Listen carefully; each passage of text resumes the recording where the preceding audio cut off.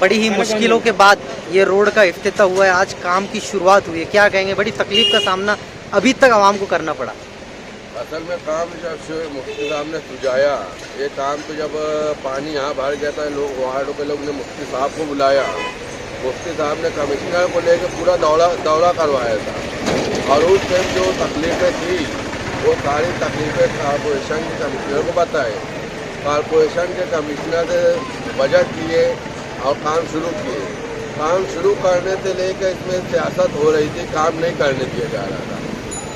Tender जब open होता है तो कई लोग डालते हैं और काम रुकवाने के काम करते हैं, और टेंडर होने के बाद वर्क ऑर्डर नहीं दिया जाना, कॉरपोरेशन पे धरना दिया जाना, तरह तरह की बात करना, ये सब होता है। मगर मुफ्ती साहब ने उससे पूरा वर्क ऑर्डर लेके काम जब पूरा हो गया उसके बाद काम शुरू करवाया।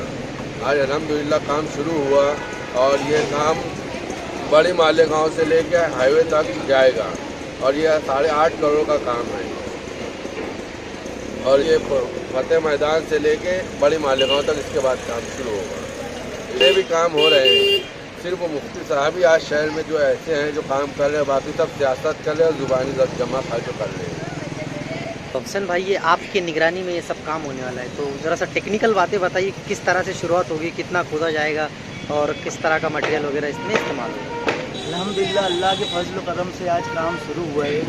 हम समझते हैं जब से मिले मुफ्ती इस्माइल कासमी साहब चुन करके आए, किसी भी काम में इतनी दिक्कत नहीं आई जितनी इस काम पर आई, इस काम को लेकर के आई है।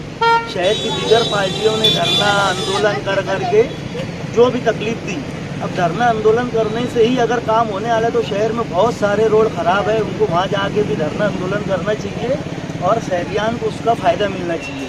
सबको पता था कि ये काम एमएलए मुफ्ती साहब सुझा चुके थे। आशूरे की 10 तारीख को जब बारिश हुई थी, कमिश्नर के साथ आमदार साहब ने दौरा करवाया था।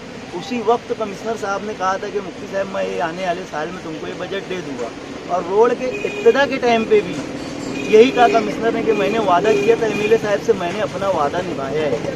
और काम की क्वालिटी को लेकर के तकरीबन 1 फीट जो है खुदाई का काम होगा, उसके बाद में डबर डाला जाएगा, डबर के बाद मुरुम डाला जाएगा, मुरुम के बाद कच्चा काम और उसके बाद पक्का काम होएगा। अल्हम्दुलिल्लाह काम ऐसी क्वालिटी में होएगा कि इंशाल्लाह 20-25 साल जो है शहरियान को देखना नहीं पड़ेगा। ये काम हमारा 2 हिस्से में होने वाला है। क्या हम खड़े हैं बड़ी मालेगांव से लेकर के हाईवे तक के तकरीबन 8.5 करोड़ रुपये जनरल बजट से जो मुफ्ती साहब के बोलने पर कमिश्नर साहब ने दिया था, और तकरीबन जो 3 करोड़ रुपये का काम है फतेह मैदान से लेकर के बड़ी मालेगांव तक के नगर विकास से जो एमएलए मुफ्ती साहब की कोशिशों से आया था।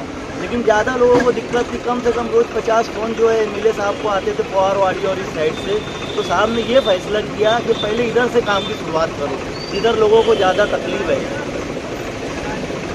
इस रोड को लेके बहुत राजकारण हुआ, 3 महीने तक के इस रोड पे जो है बैनर लगाए रहे, तो बैनर उतार लिए गए। क्या मकसद था बैनर लगाने का?